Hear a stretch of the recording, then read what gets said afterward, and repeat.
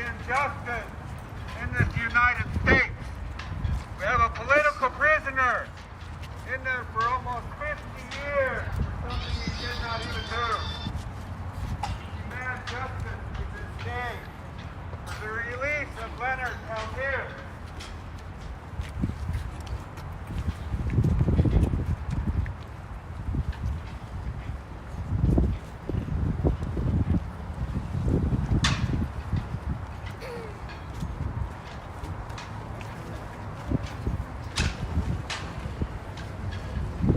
Many of you could have been doing other things today, but you chose to come here and stand for the Oyate. You chose to come here and stand for justice. Now Leonard Peltier is free. We are all prisoners. All red men of this continent are prisoners until Leonard Peltier is free.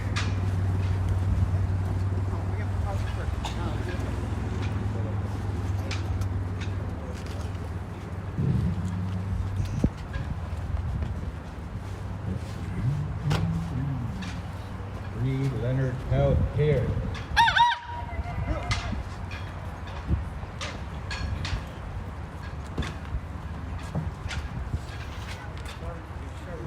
Cheryl. Right now, Cheryl, the angels say a prayer. You guys want to move in closer? I'd like to thank everybody for coming.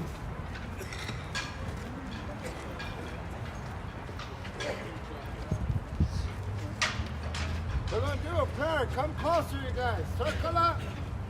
Don't exit. My family, come circle up closer to each other. You even hold hands to do it too.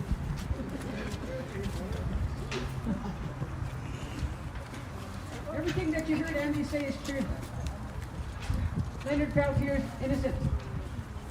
And when an innocent man is held by a foreign country, it's a sign of injustice for all the people who he represents, who he's a part of. We're standing here in the lands of our ancestors. The Great Sioux Nation owns this land. The Oyate, that's us. We're caretakers. Everyone who lives here is living on occupied territorial lands of the Great Sioux Nation. All of these buildings here were built without our consent. Every person who has ever been in jail is a hostage of the foreign nation. Every single one. So, I want to say a prayer, because before we do anything, we need to remember what our ancestors taught us. And that's how to be prayerful, mindful, take care of each other, love each other, guide each other, hold each other responsible. That's what we do. We hold each other responsible. I want to thank you for coming.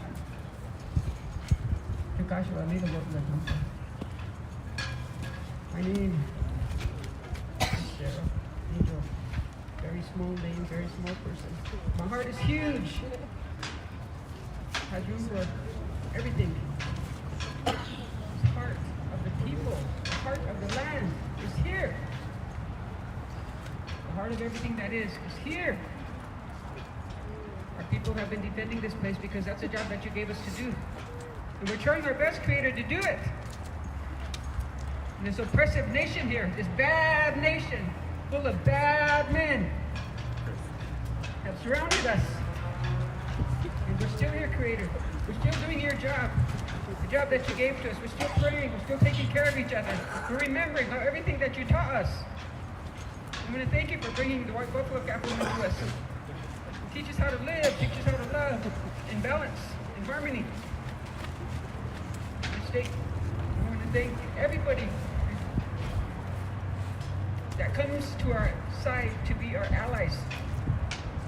This day is a reminder of where we come from and where we're going. Remember who we are. Remember why we're standing here. Joshua. We sing a quick song. All you hear. So everybody can witness your power, your grace, your strength, your love, your beauty, your kindness, your generosity, your wisdom, your courage.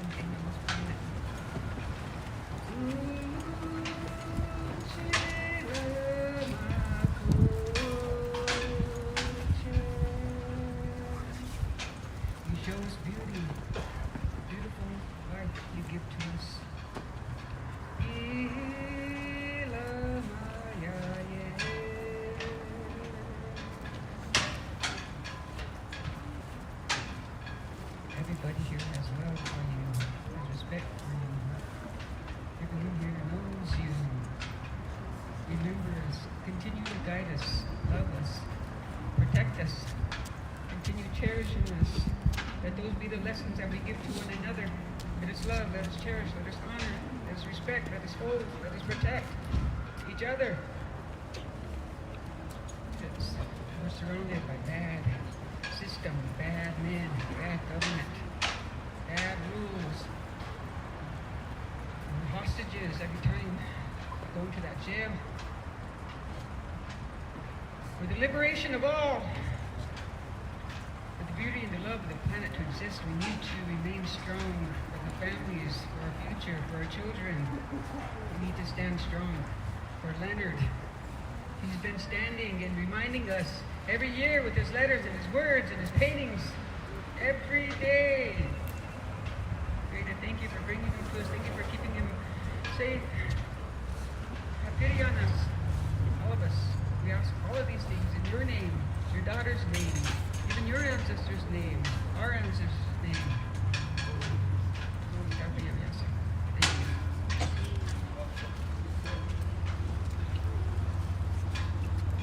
Yeah, I'd like to have Madonna Thunderhawk come up and say a few words, and she's been in the movement forever, so we'll be honored.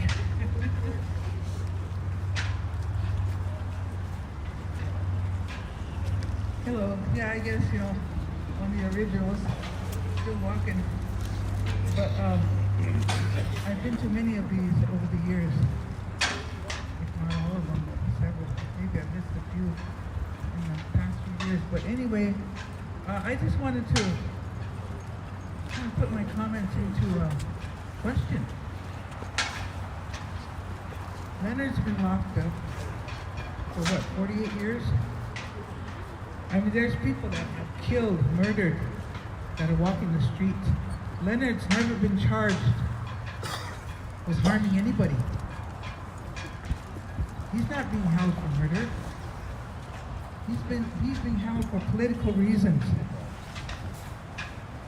And whenever his case would come up for parole or anything over the years, it was always the FBI that came out in full force to make sure that he doesn't get out. Why? Because everything that they did back then it'll be not only public, it is public record, but nobody cares to find out. The media doesn't care to publicize it. But if Leonard did get out, their true story of what they did would be plastered all over the public knowledge. So keep that in mind. Leonard Peltier didn't do any anything that warrants 40 years to be locked up. So thank you all for being here. Yeah, we have several people here, several different organizations, and I'd like to thank everybody for being here. But one thing I want to remind everybody is that throughout Leonard Peltier's case, there has been nothing but FBI lies from day one. When they first went to Canada to extradite him, they took a false testimony of Myrtle Poorbear after they abused her. As a woman, she didn't deserve to be abused by the federal government. Not only that, we have a ex-FBI agent, Colleen Raleigh, who came out 2 weeks ago and talked about how the FBI used Leonard as a political pawn to get revenge back on the Lakota Nation for what happened in Oglala. They attacked our camp. They're the ones that have been doing everything. And they stereotype Leonard into negative images. But we're here to tell him that no, he's been suffering for 47 years. And why? Through all the lies that the FBI has been telling people. And we want this to stop. At least they could tell the truth. All we want is the truth, nothing more. Leonard Peltier should not be sitting in prison for this long. So I'd like to have a few more people say some words. We have Frank Starr here with the Oglala Sioux Tribe. Would you like to say some words?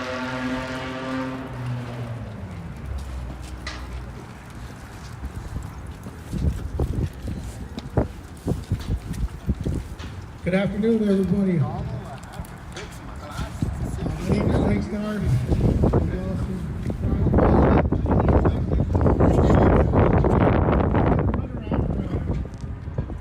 wanted to read a statement of Clemency.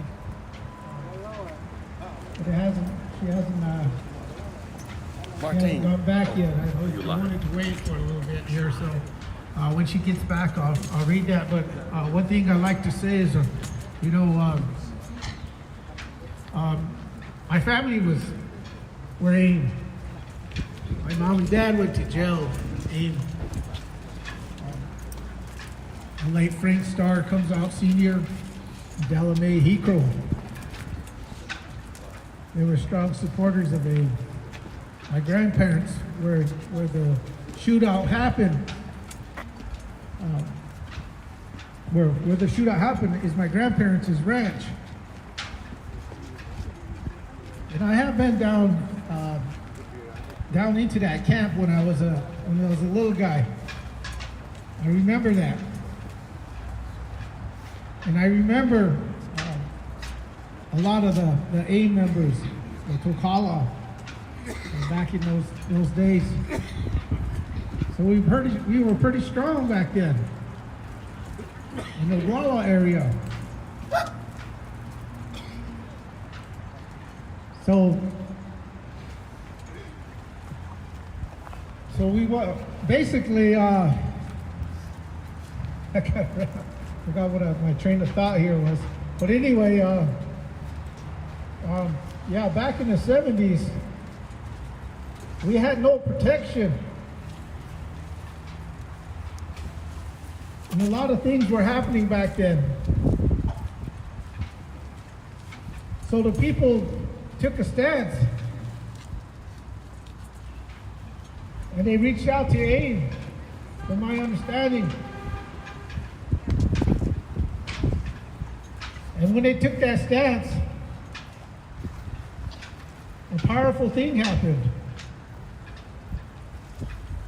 And we need to carry that on to this day. We still have a lot of obstacles. We still got a lot of fights to win. In the next couple days, we're going to be standing here strong too. Fighting against the BIA. So I encourage you all to come stand with us, the Oglala Sioux Tribe. Show us the support, because this could affect Indian country nationwide.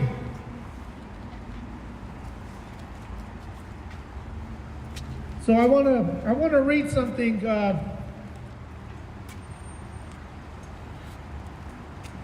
You know, when I went into my office this morning, I was thinking about it, and I as a leader of over 51,000 people, I have to look at all angles on how I support things, because there's two sides to every story. But today I'm talking from my heart, and as a Lakota first. That's why I decided to come and support this cause, support the aim, support Leonard Peltier. Our people, the tribe, have always supported Leonard. That's why I'm also here. I'm also here for my family, my mom, my dad, my grandparents, my uncles, my aunts. Those who stood up strong for our people. So with that, I'm going to read this.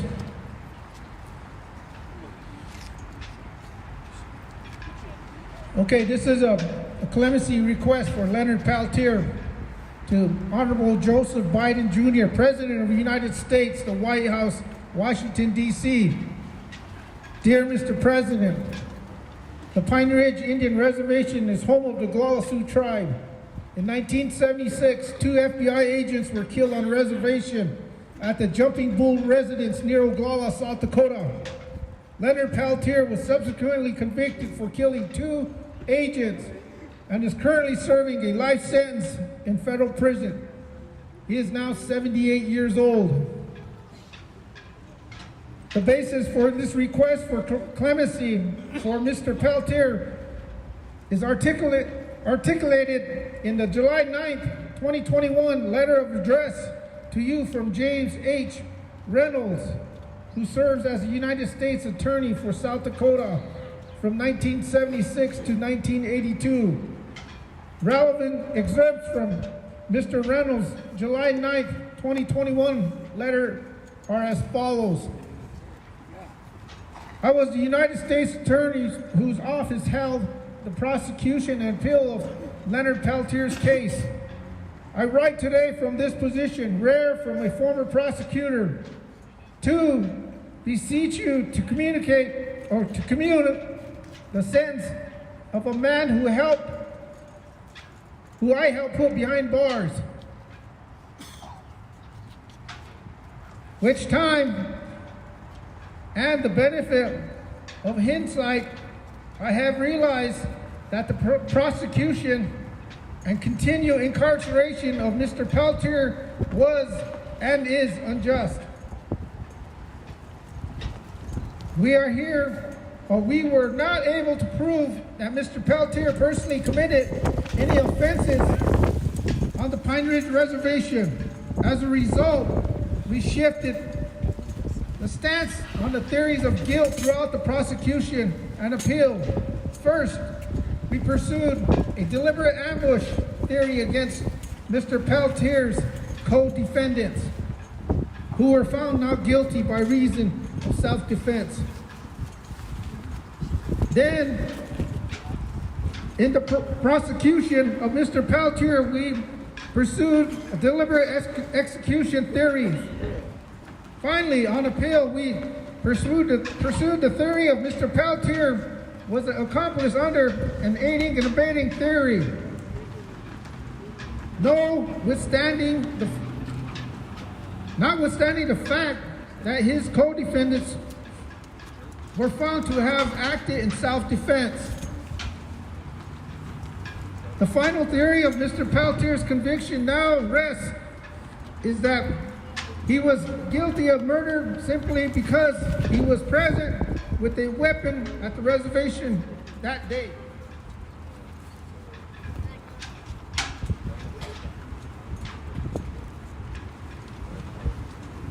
However, Mr. Peltier has been labeled and more importantly was sentenced as a cold-blooded murder based on the theory that we were forced to drop on appeal.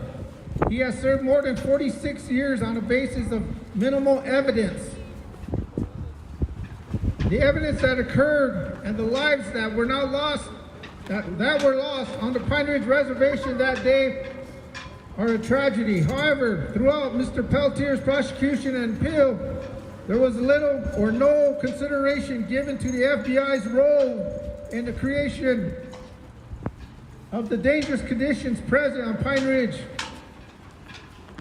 As a result, the manner in which the case was investigated and prosecuted and the prevailing view of Native Americans at the time, Mr. Peltier alone was forced to pay the full price of that tragedy. He has paid it with over 46 years of his life.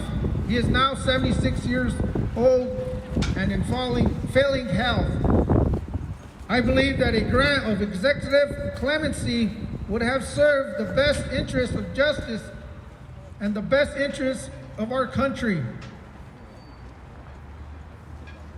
A copy of former United States Attorney James H. Reynolds, July 9, 1921, letter is attached for your reference.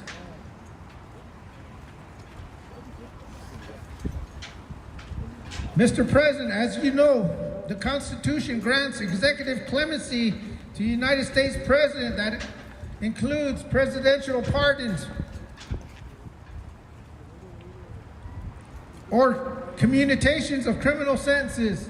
I am requesting that you give differences of statements made by former United States Attorney James H. Reynolds, who prosecuted and convicted Mr. Peltier, where he, among other things, specifically stated on July 9, 1921 letter that we were not able to prove that Mr. Peltier personally committed any offense on the Pine Ridge Reservation.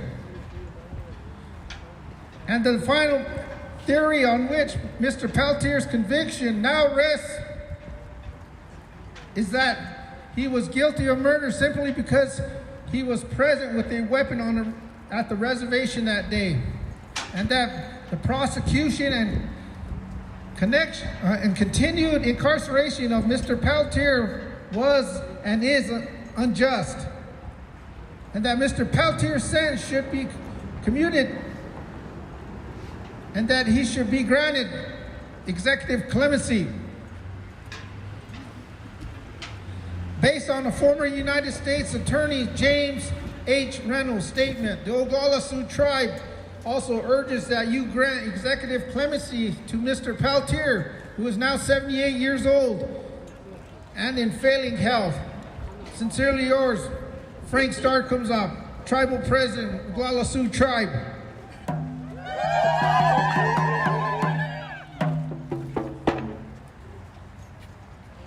So with that, relatives, we just want to let the people know that we are here to support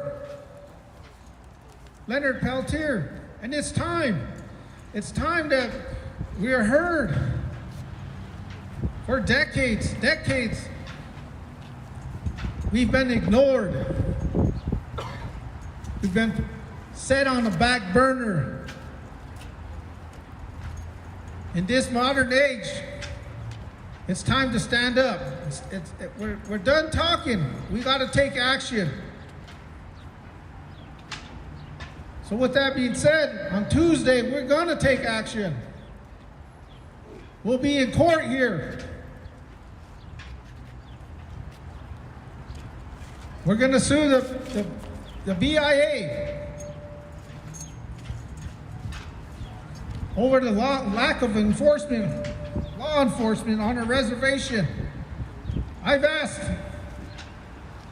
other tribal presidents to join me. I've talked to 5 tribes already, tribal presidents. And they all agreed to stand beside me. One of the things when I became president is when I campaign on unity. a campaign on transparency, communication, accountability, not only at the tribal level, but as a Great Plains level. I want to unite the Great Plains so we can stand at one and take on issues. Wopila. Thank you. Yeah, I'd like to invite Keith to come up and say a few words. Forever we've been an AIM School student, and he has some good words to share with us.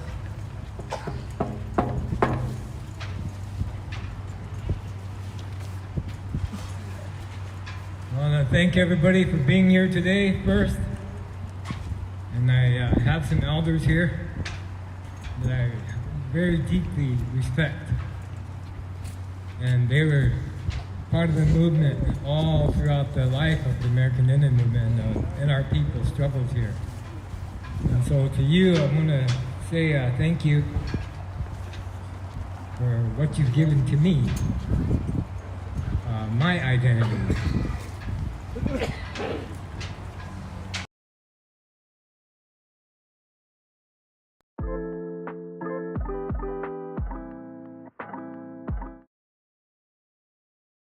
Done this a few times before and participated and actually done some of these marches here before too, but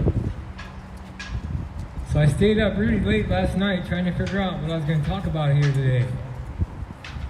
Actually, I was up till 3 in the morning. And I thought about writing something up, because I grew up here in this town too, and I've seen and witnessed a lot of things. But when I started to sit down to write, I could hear far away, Leonard in his cell. I can hear him anticipating this day. And so I quit writing, and I just told myself, you don't need to write anything because you lived it, you experienced it, you saw it firsthand, what it was like, what conditions we were living under that led to Leonard Peltier's incarceration and framing by this FBI. And so I'm going to go through some of that history, what it was like back then, here in Rapid City, down there in Pine Ridge, and all of Lakota reservations, really all reservations across the country. The first thing I want to mention is we didn't have our right to freely practice our indigenous ceremonies. Those things had to be done privately and kept secret. And that was wrong, because that really limited the help we were able to give our people, and our people were really struggling. For example, back then in the 1970s, in the early 70s, before Wounded Knee, here in Rapid City, that street over there was known as Skid Row, Main Street. Skid Row. It was lined all the way with cowboy bars. Place where all the cowboys from all the areas would come and celebrate and get drunk. They treated Lakota people like dogs back then. Today we still have it hard, but I'm gonna tell you the truth. All you younger ones that are here today, you don't know what hard is unless you lived back then. Hard was watching somebody's mom get pulled off the street down here by a redneck pulled into an alley and raped. What was hard was the many indigenous people who lived here, broken families, the state come and taking their children and shoving them into still the residence schools and boarding schools in those days. That was hard. Watching moms cry as they drug their children away, stripped their identities even further. Watching people and hearing the stories of people walking down these streets and cowboys driving up on the sidewalks and hitting them with their car doors. And a game they call door to the nigger. That's how it was here. Back then, a lot of the families, and that's just a couple of instances that were many, many, many. Back then, the police tended to turn our people away when they went for help for all these atrocities that were happening in this town and the border towns around the reservation, leaving them with nowhere to turn.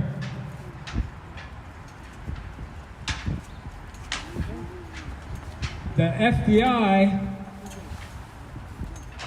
there's a lot of things that were going on back then that put in context why a free man sits to this very day in a prison cell. Back then, there were several things that the movement tried to do to bring attention to these things that were happening here. They had the Trail of Tears to Washington, D.C. under the Nixon administration. And they occupied that building. It was at the height of the Vietnam War. And they were Nixon was trying to keep that war going. So the young boys keep coming home in caskets from Vietnam. And all of a sudden, here was the American Indian movement in his hometown, occupying the Bureau of Indian Affairs. To get them out of there, they pretty much offered to pay for everybody to just get out of there and to go home. Nobody would face prosecution. But the most important thing that happened there that needs to be mentioned is the amount of information that the movement got from those offices. Documentation that proved very clearly that the Bureau of Indian Affairs was in cohorts with the federal government to strip away Native people's lands and rights. Many of you here got that Cobell money, that settlement from that Cobell case. The information that Eloise Cobell used to push that lawsuit through, a lot of that was the information that was taken from there by the American Indian movement. Or a lot of that information in the wrongful lease dealings with the many tribes in this country would have never came out. And so that's key to this story that I'm telling you, because it was Richard Nixon who was the president. And the things that happened after that, once the movement left Washington, D.C., painted a very clear picture in this modern day, from my memory watching all of this stuff, that it was in fact the federal government and the executive branch of the government that wanted to see to it that Leonard got life in prison for something he didn't do. And actually, it was in some of the Watergate tapes where he spoke of this, how to get back at those Indians for humiliating him. At the height of the Vietnam War, he was trying to keep going. So what he did is he empowered one of his generals, a guy by the name of Alexander Haig. He was a general in the United States. There's information out there. People could find it. He came out here and he went to all these border towns. Back then, the groups were the militia, the white militia, and them were arming themselves up and organizing their hate base under a society they called the John Birch Society. And that's when we seen all these cowboys and ranchers all driving around with M16s in their windows, all the goons around Pine Ridge being armed up and given ammunition and such to put down the American Indian movement and the leadership of the American Indian movement. And they also put in play a COINTELPRO program to target the movement and the leadership of the American Indian movement. So, under that environment, that's when we saw an increase in Pine Ridge of hundreds of FBI going all around our reservation. And they're going, I'll tell you, there's even other things going on there back then with our corrupt tribal council back then, under Dick Wilson. The Badlands bombing range that is now included in Badlands National Park. That act, that law, displaced many people from their lands. In truth, they actually squashed the deeds of 890 Lakota families' allotments to create that bombing range. The Ogallala Civil Rights Movement, Pedro Bisnet, Gladys and Alan Moore's camp, they knew about this and they were working hard to try to get rid of these bad lease practices and try to do something about the stripping away of the land of 890 families. But they were doing this under an environment that Richard Nixon himself put into play against our people. I believe that.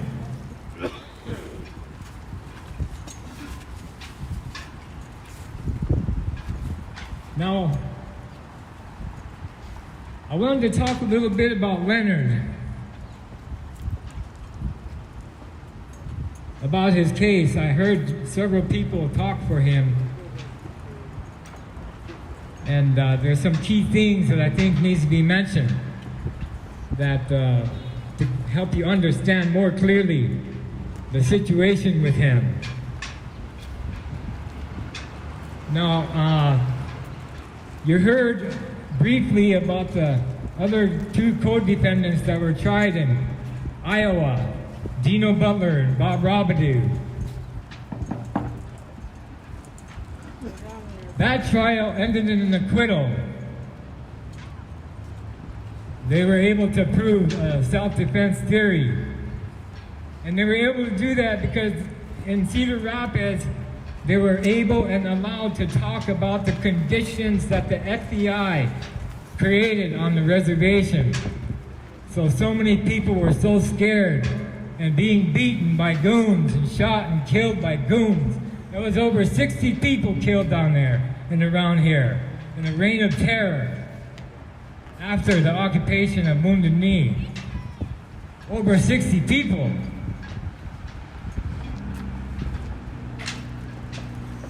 And so it was in that environment that the defense for Dino and Bob were able to talk about that, and that the people, the traditional people that were experiencing all this hatred, all these beatings, their wives raped, their kids shipped off to boarding schools, all these things. It became clear to the jury accepted this idea that our people, it was like this. when you go to the police for all these atrocities, and the police slap in your face and tell you, go home and take a bath, filthy Indian. When that doesn't work, when law enforcement and going to law enforcement don't work, when going to the court system don't work, it does become necessary. You know, you find yourselves up against the wall, and there's nowhere to go. And so the only solution that we had, the only thing that we had was our body and our leadership, their bodies. And so they stepped away from that wall that they could not go back any further and came out from that wall swinging.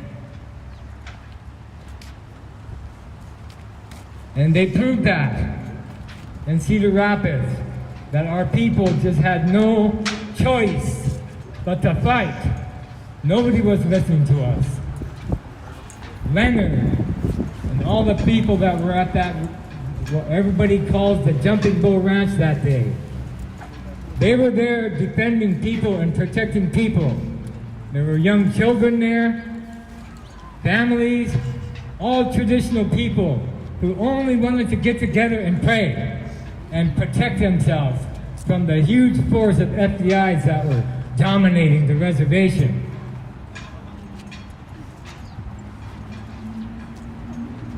Now the thing with Leonard, he was supposed to be tried with Dino and Bob. It was already on the docket, but they were waiting for him because he was facing extradition from Canada. They were waiting to see if they would extradite him, and then they can be tried together. But even before that trial, and this is a key thing to mention here, to these people in this building,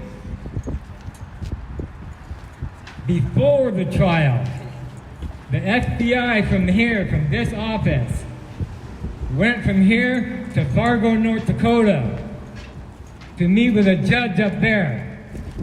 His name was Paul Benson.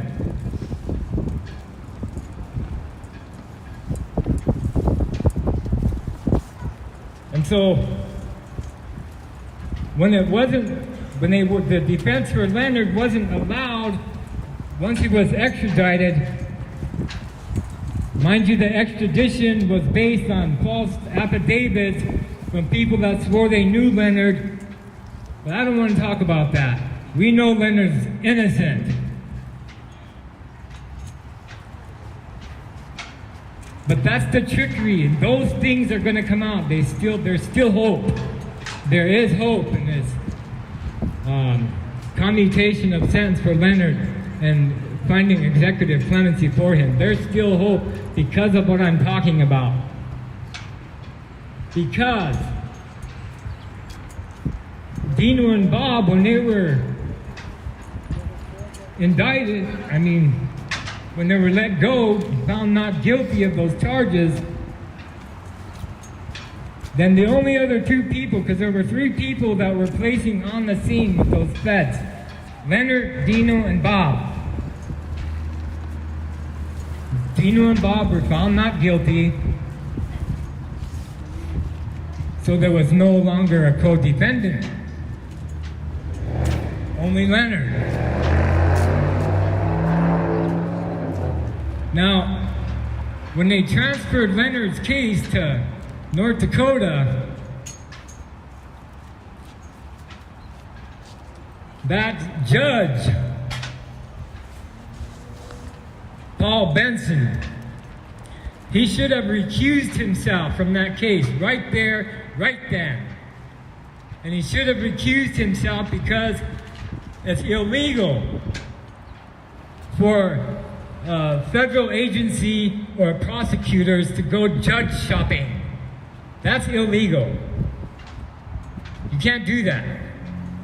That's not constitutional at all. It goes against their constitution. But he didn't. And another thing they tried to do to wiggle off the hook to protect themselves, the feds. They changed the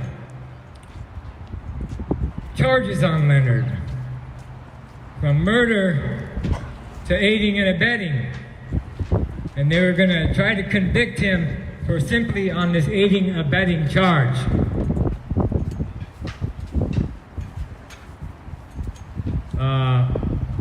The FBI agent who was spoken of earlier that is now talking on Leonard's behalf.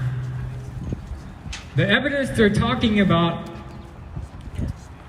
was shell casing. They call that exculpatory evidence. And the ballistics testimony,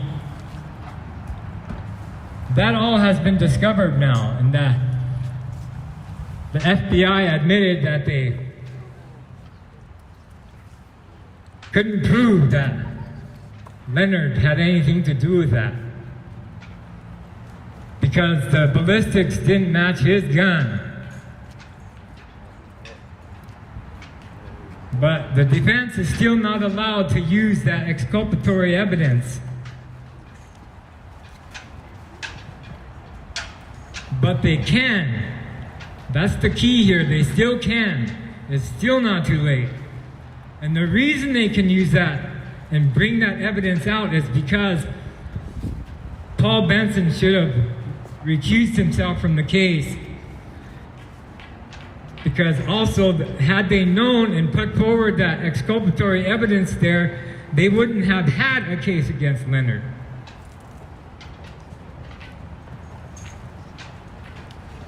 Now, Leonard's previous lawyer, he's a former federal judge. He removed himself as a federal judge. Once he got in there, you know, I did a little bit of background on him too. Once he got in there, he figured out how really corrupt the FBI is, how really corrupt the federal judicial system is. And then somehow Leonard's case landed on his desk. And so he is taking up Leonard's case. And he's making a really good point too about this exculpatory evidence and bringing that forward. And the reason being is because he said it very clearly. He knows all the federal laws. He's a federal judge. And it's very clear to him that had they been allowed to use this exculpatory evidence that proved Leonard's innocence, he wouldn't have been convicted in North Dakota. In fact, one of the jury up there admitted that they hated Indians and were racist to Indians, and still they kept that jury, that member of that jury, on the jury. Now, this exculpatory evidence theory, if they're able to finally bring that out in this process for commutation of sentence, that's really hopeful, because the exculpatory evidence and what they're saying is that he was there, Leonard was there, so he killed those, somebody killed those agents. But for the aiding, abetting that he sits in there for, the aiding and abetting part, the use of that exculpatory evidence throws that right out. It throws it right out. Because under the rules, the federal rules of aiding and abetting, there has to be somebody that he was aiding and abetting. The only other two people that were there were acquitted. So who did he aid and abet? Himself? That's impossible, because they already proved his innocence, that he was not the person who shot those agents.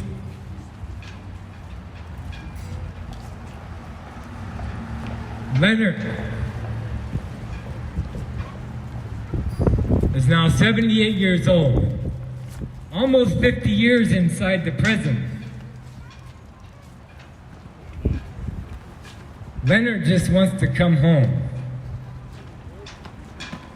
Like all of us, he wants to be able to watch his grandchildren, to be able to relax, maybe sit at the park, go visit friends, be able to pray in freedom.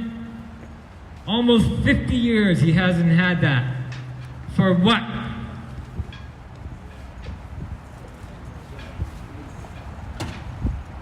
Because some snuffy old president named Richard Nixon decided somebody had to pay for those agents' lives.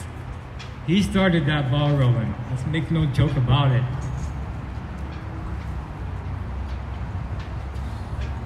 Well, I think I said a lot. Thank you all for coming. Free Leonard Peltier! Free Leonard Peltier! Free Leonard Peltier! Free Leonard Peltier! Free Leonard Peltier! Free Leonard Peltier! Free Leonard Peltier! Free Leonard Peltier! Mitaka Yasin. Thanks. Yeah, we just want to mention a few things going on today. It hasn't stopped yet. We've lost several relatives in the last month, and the racism is still pretty thick here. We have the white supremacy that control this town. But if we come together, we can break this down. But I'd like to have Nick Tilson of Indian Collective come talk about his story. Or whatever you want to talk about.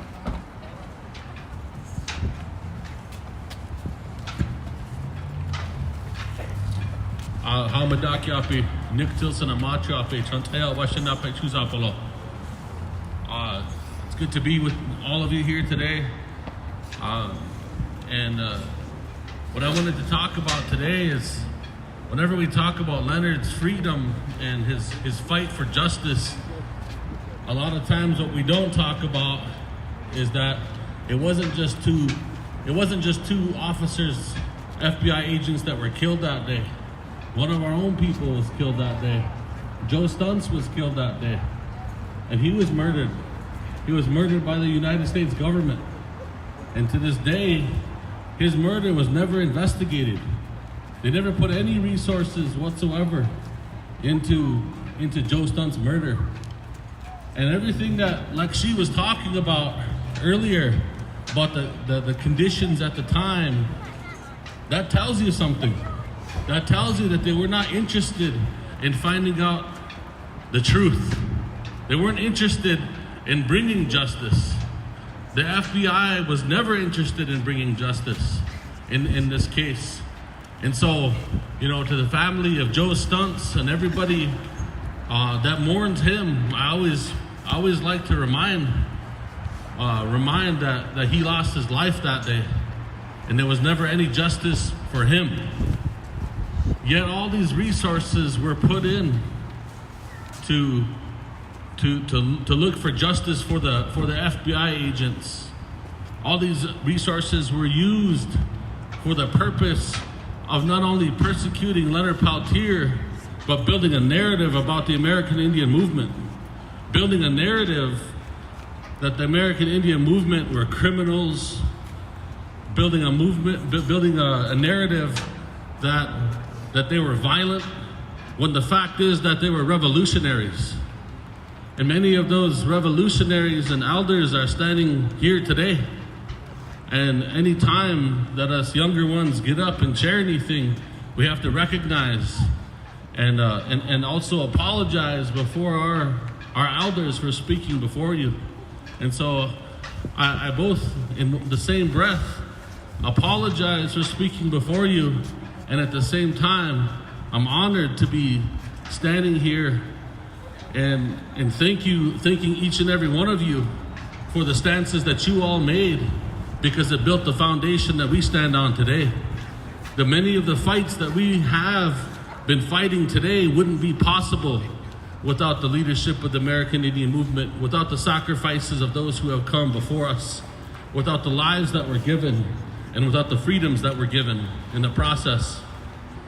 And you look at Leonard's case, you know, he was illegally extradited from a foreign country. He was illegally extradited from a foreign country to come back here and face charges that were illegal charges under the very law of the United States government. And so we have to continue to ask for his clemency.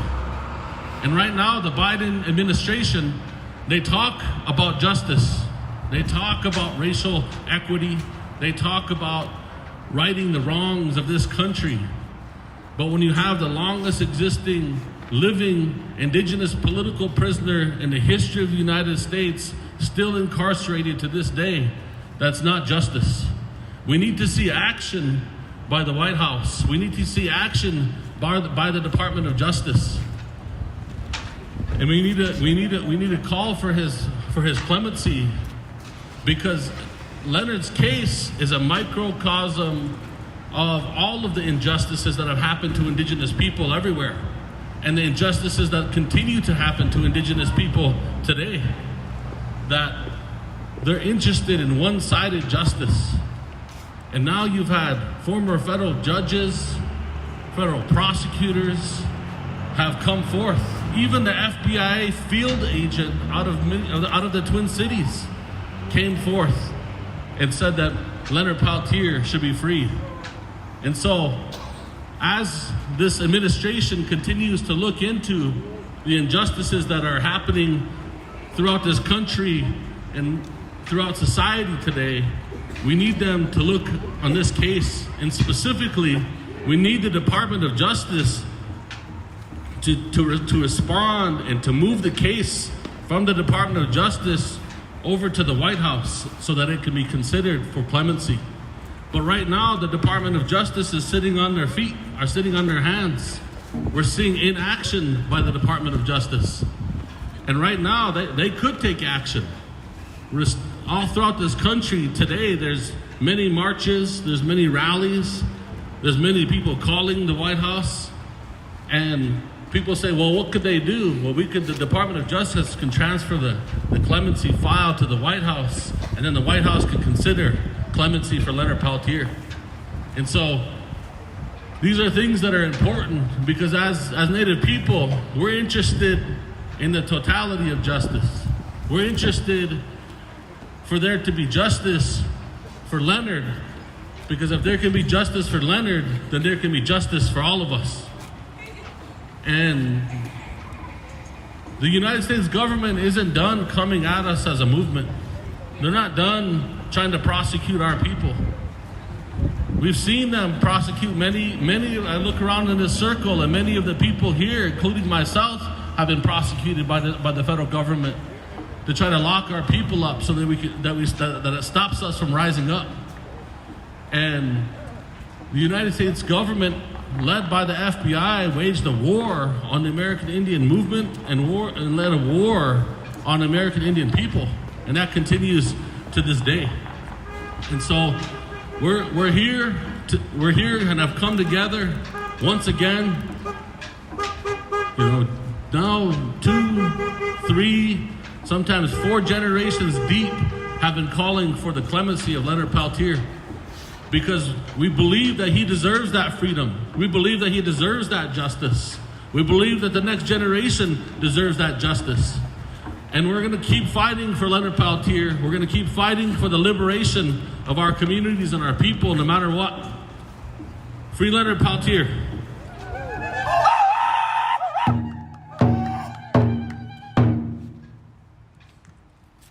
I'd like to thank everybody for coming, and if you have time, call the White House like he said.